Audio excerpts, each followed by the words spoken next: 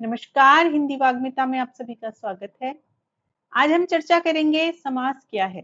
समास का सामान्य परिचय ये है कि जब दो शब्द पास-पास में आते हैं और उनका संक्षिप्तीकरण हो जाता है, उनके बीच में जो अन्य पद आए होते हैं, वो लुप्त हो जाते हैं और एक संक्षिप्त सा शब्द बन जाता है, तो उसे समास कहते हैं। जैसे अ, शाब्दिक अर्थ होता है संक्षेपीकरण करना। दो या दो से अधिक शब्द जब पास-पास में आते हैं और एक नया सार्थक शब्द बन जाता है तो उसे समास कहते हैं। जैसे यहाँ हम कहेंगे राजा का पुत्र, इतना ना बोल के राजपुत्र भी अगर कह देंगे तो उसका अर्थ भी वही होगा राजा का पुत्र। तो यहाँ हमने का विभक्ति का लोप कर दिया है। तो कम शब्दों में जब अधिक बात समझाई जाती है तो वहाँ समासिक शब्दों का प्रयोग प्रयोग किया जाता है। यानी हमें अपनी बात को बहुत ज़्यादा शब्दों में नहीं कहना है, संक्षिप्त रूप में कह देते हैं, अधिक बात को संक्षिप्त रूप में कह देते हैं, तो वहाँ सामासिक शब्दों का प्रयोग किया जाता है। सामान्य रूप से समास के 6 भेद होते हैं।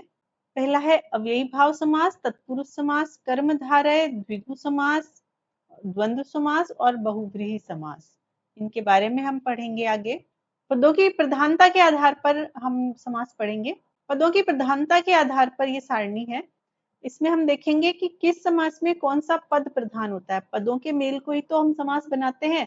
जब दो पद पास-पास में आते हैं और जुड़कर एक नया शब्द बन जाता है तभी तो समास होता है। तो दो पद तो होने आवश्यक है ना, एक प्रथम और एक द्वितीय। तो आपको पूर्व पद और उत्तर पद दोनों का ध्यान रखना है कि कौन से समास में कौन सा पद प्रभावी होता है, प्रमुख होता है। तो इसके आधार पर भी प्रश्न पूछे जा सकते हैं कि अव्ययी भाव समास में कौन सा पद प्रधान होता है, या यहाँ लाइन दे देंगे कि अव्ययी भाव समास में प्रथम पद प्रधान होता है, तत्पुरुष में द्वितीय होता है, ऐसे दे दिया। तीसरा दे दिया कर्मधारय में प्रथम होता है, असत्य पहचानो। तो आपको कर्मधारय में अगर प्रथम लिखा है तो आपको वो असत्य करना है। इस प्रकार से प्रश्न पूछे जाते हैं। तो अव्ययी भाव समास में प्रथम पद प्रधान होता है, तत्पुरुष में द्वितीय पद होता है, कर्मधारय में भी द्वितीय पद होता है, द्विगु में द्वितीय होते हैं और द्वंद्व समास ऐसा है जिसमें दोनों पद प्रधान होते हैं, दोनों समान रूप से प्रधान होते हैं। और बहुव्रीहि समास में दोनों ही पद प्रधान नहीं होते, जो तीसरा अर्थ निकलता है वो प्रधान होता है। इनके बारे में हम डिटेल से पढ़ेंगे बिल्कुल। अव्ययी भाव समास, जिस समास का पहला पद या पूर्व पद अव्यय या उपसर्ग होता है और वो पद प्रधान भी होता है तो वहाँ अव्ययी भाव समास होता है। जहाँ कहीं भी आप उपसर्ग लगा देखते हो तो वहाँ संभावनाएं होती है कि वहाँ अव्ययी भाव समास होता है। जैसे उदाहरण के तौर पे अगर हम लें तो ये देखो कुछ उदाहरण है। पहला है प्रतिदिन, यानी प्रत्येक दिन। अब ये प्रति उपसर्ग है, यथा शक्ति, ये शक्ति के अनुसार, तो ये यथा भी। आजन्म, अब जन्म के साथ आ उपसर्ग जुड़ा है तो आजन्म का मतलब हुआ जन्म से लेकर। रातों रात, यानी रात ही रात में, कहते हैं ना रातों रात गायब हो गए, तो रातों रात, रात ही रात में। भर पेट, यानी पेट भरकर। अब यहाँ सारों में क्या है, ये प्रथम पद है तो यही प्रधान है। प्रत्यक्ष, प्रति अक्ष, हमने पढ़ा था यण संधि है। बेकाम, बिना काम के, ये उपसर्ग है बे। यथा संभव, जैसा संभव हो। बीचों बीच, बिल्कुल बीच में। आमरण, मरण तक, यानी मृत्यु तक। तो ये सभी उपसर्ग लगे हैं। अब इसमें एक चीज और भी ध्यान रखोगे कि उपसर्ग भी हो सकते हैं और कोई शब्दों का पुनरुक्त भी हो सकता है। जैसे यहाँ हमने देखा बीचों बीच, यानी बीच में, रातों रात, इस तरह के जो शब्द आते हैं ना, हाथों हाथ, बातों बात, तो इस तरह के जो शब्द आते हैं वो भी अव्ययी भाव समास के ही उदाहरण होते हैं। दूसरा है तत्पुरुष समास। जिस समास में दूसरा पद प्रमुख होता है या प्रधान होता है वहां तत्पुरुष समास होता है और इनमें कारक चिन्हों का लोप होता है। यहाँ पे सबसे महत्वपूर्ण जो ध्यान रखने वाली बात है कि अगर आप इन समासों का विग्रह करोगे तो वहां आपको कोई ना कोई कारक चिन्ह मिलेगा और उसी कारक चिन्ह के आधार पर इसके भेद भी कर रखे हैं। कारक आपने पढ़े होंगे तो आपको ध्यान रखना है कि इनमें कारक चिन्हों का लोप होता है और जब विग्रह करते हैं तो कारक चिन्ह लगाए जाते हैं। जैसे राजपुत्र, तो विग्रह करोगे राजा का पुत्र। रसोई घर, रसोई के लिए घर। ऋण मुक्त, ऋण से मुक्त। गगन चुंबी, गगन को चूमने वाला। तो ये सभी का, के, से, ये सभी क्या है, ये सभी कारक चिन्ह हैं। तुलसीकृत, तो तुलसी द्वारा रचित। तुलसी द्वारा कृत। पुरुषोत्तम, पुरुषों में उत्तम। माखन चोर, माखन को चुराने वाला। देशभक्ति, देश के लिए भक्ति। पाप मुक्त, पाप से मुक्त। शिवालय, शिव का आलय, आलय यानी घर। अगला है कर्मधारय समास। इस समास में दूसरा पद प्रधान होता है और संबंध कैसा होता है? विशेष्य विशेषण का संबंध होता है, यानी एक शब्द विशेषण होगा और दूसरा शब्द उसका विशेष्य होगा। हमने पढ़े थे विशेषण विशेष्य क्या होते हैं। जो संज्ञा सर्वनाम की विशेषता बताता है वो विशेषण होते हैं, और वो संज्ञा सर्वनाम जिसकी विशेषता बताई जा रही है वो विशेष्य होते हैं। और अगर साहित्यिक भाषा में अगर हम कहते हैं तो उपमेय और उपमान होता है, यानी उपमान क्या है? विशेषण, और उपमेय क्या है? विशेष्य। तो उदाहरण देखो, नील कमल, नीला है जो कमल। महापुरुष, महान है जो पुरुष। चरण कमल, कमल के समान चरण मतलब सुंदर चरण। चंद्रमुख, चंद्रमा के समान मुख। पीताम्बर, पीला है जो वस्त्र, यानी यहाँ नीला क्या है? विशेषण है और कमल विशेष्य है, और यहाँ कमल विशेषण है और चरण विशेष्य है। महात्मा, महान है जो आत्मा। विद्याधन, विद्या रूपी धन, भी रूपक अलंकार हो गया। नरसिंह, नर के समान, सिंह के समान नर। मृग लोचन, मृग के समान लोचन, लोचन यानी नयन, आंखें। सज्जन, सत है जो जन, हमने पढ़ा था सत धन जन सज्जन, तो सज्जन सत है जो जन। तो ये सारे हुए कर्मधारय समास के उदाहरण। अगला है द्विगु समास। अब यहाँ है संख्यावाचक, परंतु सभी संख्यावाचक द्विगु समास में नहीं आते। आपको ध्यान रखना पड़ेगा, आपको उसका अर्थ समझना पड़ेगा और फिर उसके बाद में आप द्विगु समास करोगे। जैसे अगर यहाँ पे लिख दिया त्रिभुवन, यानी तीन भुवनों का समूह, लेकिन त्रिभुवन किसे कहते हैं? त्रिभुवन संसार के लिए भी आता है ना, जो त्रिभुवन का स्वामी है। इस प्रकार से जैसे अगर हम कहें कि जैसे नवरत्न, नौ रत्नों का समूह है, लेकिन अगर यहाँ कहे नवरात्रि तो वो एक विशेष जो नवरात्रि है, ऐसे तो कोई भी नवरात्रि हो सकती है लेकिन वो विशेष होती है, तो वो फिर वहां पे बहुव्रीहि समास होगा। अब यहाँ कहेंगे अगर त्रिनेत्र, तो हर कोई त्रिनेत्र नहीं होता, सिर्फ भगवान शिव के लिए ही प्रयुक्त होता है त्रिनेत्र, तो आप वहां पे बहुव्रीहि समास करोगे। त्रि देखते ही आप द्विगु समास नहीं करके आओगे।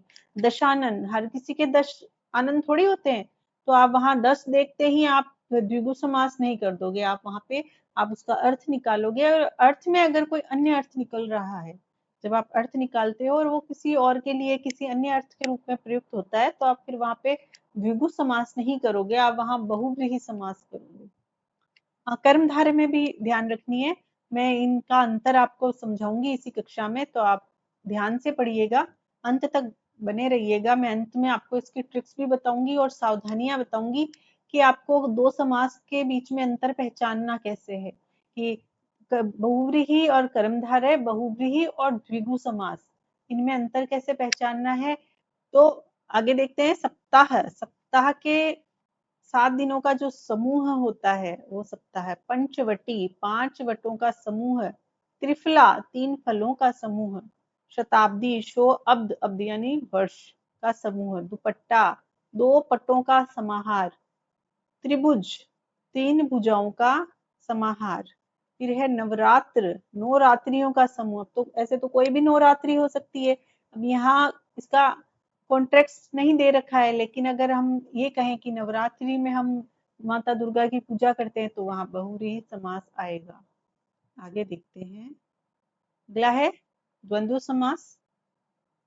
अब इसमें हमने पढ़ा था दोनों पद प्रधान होते हैं, दोनों पद समान रूप से प्रधान होते हैं। तो इनमें क्या होता है, और, या, तथा, अथवा, इस तरह के जो शब्द होते हैं वो लगे होते हैं, तो वहां द्वंद्व समास होता है। जैसे अब माता पिता, अब इसको पिता माता भी कह सकते हैं, और आएगा, दोनों कोई भी प्रधान, दोनों प्रधान है इसमें। पहला है, उदाहरण देखो, पहला है माता पिता, तो माता और पिता। अब पिता और माता भी हो सकता है। पुण्य, पाप पुण्य, पाप या पुण्य। अन्न जल, अन्न और जल, रात दिन, रात और दिन, सुख दुख, सुख और दुख, तो इनमें सब में या अथवा आता है। इसमें आदि भी आता है, जैसे अगर हम कहें चाय पानी, तो चाय पानी, चाय और पानी नहीं, या चाय या पानी नहीं होता है, चाय पानी आदि। या जैसे एक शब्द सार्थक हो दूसरा निरर्थक होता है, जैसे चाय वाय, तो वहां वाय का मतलब फिर नाश्ता होता है पूरा। और अगर हम कहते हैं कि आस पड़ोस, है ना, तो उसमें सारा आस पड़ोसियों का समूह होता है, तो आदि जो शब्द होता है वो भी इसी के अंतर्गत आता है। बहुव्रीहि समास, बहुव्रीहि समास में कोई भी पद प्रधान नहीं होता, ना पहला ना दूसरा। कौन सा पद प्रधान होगा? जो तीसरा अर्थ निकलेगा वो प्रधान होगा, यानी ना तो प्रथम पद का अर्थ उसमें शामिल हो रहा है, ना दूसरे पद का अर्थ शामिल हो रहा है। वो जब दोनों मिलके एक तीसरा नया अर्थ बनाते हैं तो वो नया अर्थ प्रधान होता है, नया पद प्रधान होता है। तो जो दोनों पद मिलकर तीसरा पद जो बनाते हैं, विशेष अर्थ जो निकलता है, सामान्य अर्थ नहीं, जो कोशगत अर्थ होता है वो नहीं, विशेष अर्थ जब निकलता है तो वहां बहुव्रीहि समास होता है। जैसे उदाहरण अगर लो तो बहुत सारे लोकप्रिय उदाहरण हैं इसमें, जैसे दशानन। अब अगर आपको पता नहीं है कि दशानन किसको कहते हैं या 10 सिर किसके हैं, तो फिर आप इसका उत्तर नहीं दे सकते। 10 है आनंद जिसके, किसके हैं? एकमात्र है रावण, तो उसके 10 सिर होते हैं। तो आप यहाँ पे आप इसका सामान्य अर्थ 10 है आनंद जिसके, अगर किसी को रावण के बारे में नहीं पता होता है और हम कहते हैं कि 10 सिर है, तो वो नहीं मानेगा। तो अगर रावण, आपको पता है कि रावण के 10 सिर है, तभी आप इसका उत्तर कर सकते हैं। जैसे लंबोदर, अब लंबोदर किसे कहते हैं? लंबा है उदर जिसका, किसका उदर लंबा है? गणेश जी का लंबा है, तो आप वहां पे तीसरा अर्थ प्रधान हो गया। अब लंबा और उदर ये आपका प्रधान नहीं रहा, ये प्रधान क्या हो गया? अब गणेश जी प्रधान हो गए। अब है पीताम्बर। एक चीज ध्यान रखना कि पीताम्बर अगर शब्द में, अगर वाक्य में प्रयोग किया जाए कि उसने पीताम्बर पहना है, तो वो कर्मधारय समास होगा। और दूसरा अगर कहें कि जैसे अगर कृष्ण के लिए आता है, क्योंकि कृष्ण हमेशा पीताम्बर पहने थे, पीले वस्त्र पहनते थे, तो कृष्ण के लिए भी पीताम्बर आता है। तो पीले हैं वस्त्र जिसके, तो कृष्ण भगवान है, पीताम्बर कौन पहनता है? कृष्ण भगवान पहनते, तो यहाँ पे बहुव्रीहि समास होगा। नीलकंठ, नीला है कंठ जिसका, किसका कंठ नीला है? शिव जी का। चतुर्भुज, 4 भुजाएं हैं जिसकी, विष्णु जी। गजानन, गज का है आनंद जिनका, तो वो भी गणेश जी। ये त्रिनेत्र, 3 है नेत्र जिसके। वीणा पाणी, वीणा है पाणी, पाणी यानी हाथ, वीणा है हाथ में जिनके, तो यहाँ सरस्वती जी आ गया। अगला है चक्र पाणी, चक्र है हाथ में जिसके, पाणी मतलब हाथ, चक्र है हाथ में जिनके, तो वो विष्णु जी। गिरिधर, गिरि को धारण करने वाला, गिरि यानी पहाड़, पर्वत को धारण करने वाला, तो कौन है? श्री कृष्ण। तो इस प्रकार से आपको दोनों पदों को, अब गिरि और धर, यहाँ पे दोनों ही पद अपना मूल अर्थ छोड़ चुके हैं और तीसरा अर्थ श्री कृष्ण के रूप में आया है। तो यहाँ पे कोई ना कोई आपको संदर्भ होता है, कोई ना कोई आपकी कहानी होती है, उसके आधार पर आप तीसरा अर्थ निकालते हैं। तो ये समझ में आया आपको? यहाँ समास को पहचानने की कुछ ट्रिक्स हैं।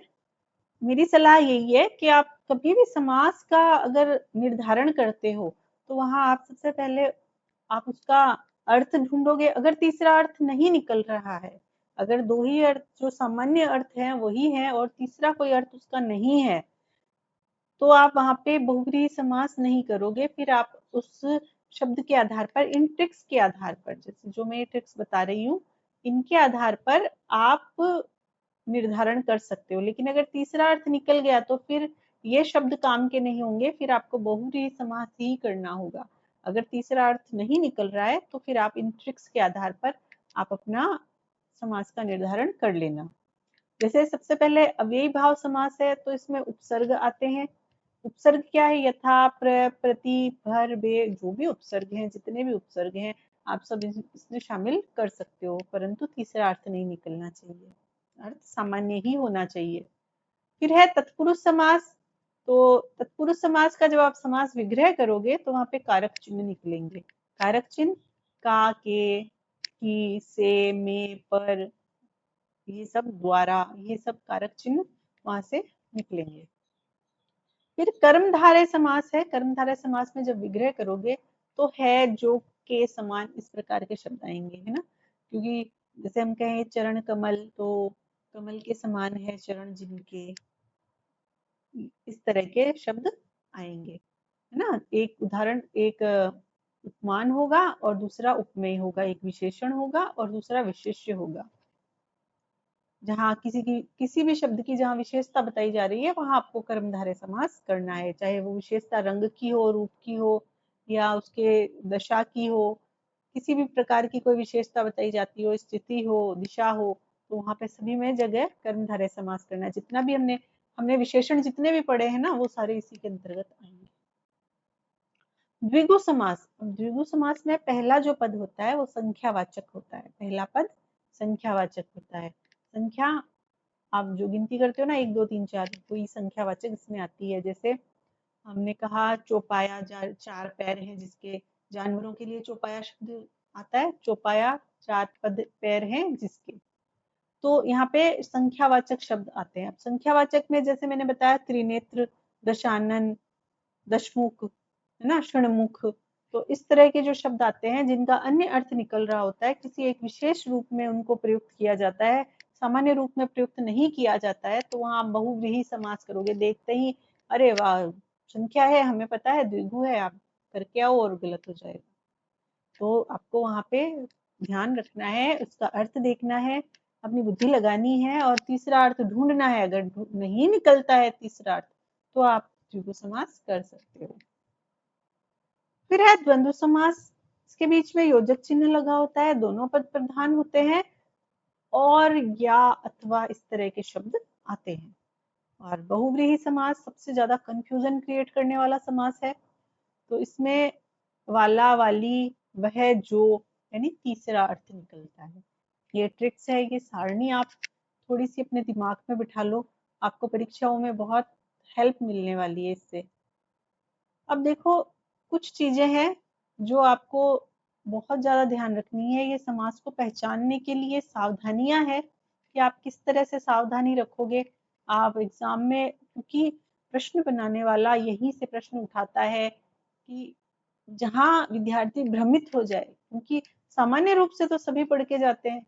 जैसे एक अगर उदाहरण हम ले लेते हैं यहाँ पे, पीताम्बर, है ना। अगर अगर हम कहते हैं कि पीताम्बर सूख रहा है, अगर पीताम्बर धो दिया, पीताम्बर सूख रहा है, तो वो सिर्फ कपड़े के लिए बात हो रही है ना, पीले रंग के कपड़े के लिए बात हो रही है, तो वहां आप कर्मधारय समास कर दोगे। पीले वस्त्र हैं, पीले हैं जो वस्त्र। लेकिन अगर अर्थ निकल रहा है पीले हैं वस्त्र जिसके, तो वहां पे आप श्री कृष्ण करोगे, है ना। पीताम्बरधारी, जो पीताम्बर पहनने वाला है, श्री कृष्ण है। जैसे अगर हम कहें कि दशानन नहीं, पहले पंचवटी, जैसे 5 वटों का समूह, ये तो द्विगु समास होगा। अगर उदाहरण, अगर आपको एक तरफ समास दे रखा है, दूसरी तरफ समास विग्रह दे रखा है और पूछा है कि इसमें समास कौन सा है, और अगर उस विग्रह में 5 वटों का समूह है तो फिर आप द्विगु कर दोगे। कि जहां भी समूह है, समाहार, इस तरह के शब्द आते हैं तो वहां द्विगु समास होता है। लेकिन अगर पंचवटी, पंचवटी जो दंडकारण्य है वहां पे, उस स्थान को पंचवटी कहा जाता है जहाँ 5 वट थे, 5 वटों का जो समूह वहां था। तो उसके लिए जब आता है तब आप दंडकारण्य करोगे और वहां बहुव्रीहि समास करोगे। आपको जो रूढ़ अर्थ है वो आपको ध्यान रखना है। जो सामान्य अर्थ है उसको आप उस समय नहीं देखोगे, उसके जो रूढ़ अर्थ है उसको आप देखोगे। विग्रह के आधार पर अगर समास का निर्धारण कैसे करोगे, जैसे अगर राम लक्ष्मण, राम और लक्ष्मण, तो ये क्या है, द्वंद्व समास है। विद्या धन, अब विद्या और धन नहीं आएगा आपका, विद्या रूपी धन, कर्मधारय समास। यहाँ पे विद्या और धन नहीं आएगा, तो आपको सिर्फ देखना नहीं है, आपको उसका अर्थ निकालना है, उसका विग्रह करना है और फिर उसका निर्धारण करना है कि किस समास में आएगा। अब देखो शब्दों की पुनरुक्ति, मैंने बताया था कि कई जगह पुनरुक्त शब्द आते हैं। तो जब पुनरुक्त शब्द जहां आया हो वहां अव्ययी भाव समास होगा। जहाँ पुनरुक्त शब्द आते हैं, रात रात, रातों रात, बीचों बीच, रास्ता रास्ता, हर रास्ते पे, घाट घाट का पानी पीना, यानी घाट घाट यानी हर एक घाट का। तो इस तरह के जो शब्द आते हैं, पुनरुक्त जो शब्द होते हैं, रिपीट रिपीट जो होते हैं, वहां आप अव्ययीभाव समास करोगे। फिर है जो उपसर्गों से युक्त जो पद होते हैं, वहां पे भी आपको ध्यान रखना है कि जैसे कुपुत्र यानी कुत्सित यानी बुरा है जो पुत्र, तो यहाँ पे कर्मधारय समास आ गया। हमने पढ़ा था कि उपसर्ग जहाँ आते हैं वहां अव्ययी भाव समास होता है, लेकिन कुपुत्र बुरा है जो पुत्र, ये कु क्या है, ये एक तरह का विशेषण हो गया, तो यहाँ पे कर्मधारय समास आया है। अनजान, अब न जाना हुआ, तो यहाँ पे अव्ययी भाव समास होगा। अब कुछ एक ऐसे हैं जैसे कु है, तो वो एक विशेषण है, बुरे का भाव है, वो बुरी विशेषता उसकी बताई जा रही है। तो इस प्रकार से आपको ये सब करने हैं। समास के हमने अर्थ परिभाषा पढ़ी है, समास के हमने 6 भेद पढ़े हैं, सभी समासों को पहचानने के तरीके पढ़े हैं, समास विग्रह हमने पढ़ा है। और सबसे इम्पोर्टेंट बात है कि हमने समासों में जो कंफ्यूजन होता है, जहाँ पे आप उलझते हो, वो टॉपिक हमने पढ़ा है। तो आप उस टॉपिक को ध्यान रख के आप एग्जाम देने जाओगे कि अगर दो समासों में अंतर करना हो तो आपको किस प्रकार करना है, क्योंकि जरूरी नहीं है कि एक हमने नियम बना दिया और उस नियम के आधार पर ही होता है, यहाँ पे अर्थ ज्यादा महत्वपूर्ण होता है। ठीक है, यही है कि ये 5 समास, इन पांचों समास में आने वाला कोई भी शब्द बहुव्रीहि समास में भी आ सकता है, अगर उसका अर्थ कोई और निकलता हो। अगर इन पांचों समास के जो नियम है वो बहुव्रीहि समास में भी लागू हो सकते हैं। जब कब लागू हो सकते हैं, जब आपका समास, आपका शब्द तीसरा अर्थ दे रहा हो, कोई शब्द कोई अर्थ रूढ़ हो गया हो, तो वहां पे आप बहुव्रीहि समास करोगे। इतना ही आपको यहाँ ध्यान रखना है। आपको क्लास अच्छी लगी हो तो आप लाइक कीजिए, मेरे चैनल को हिंदी वाग्मिता को सब्सक्राइब जरूर कीजिए और बने रहिए हिंदी वाग्मिता के साथ।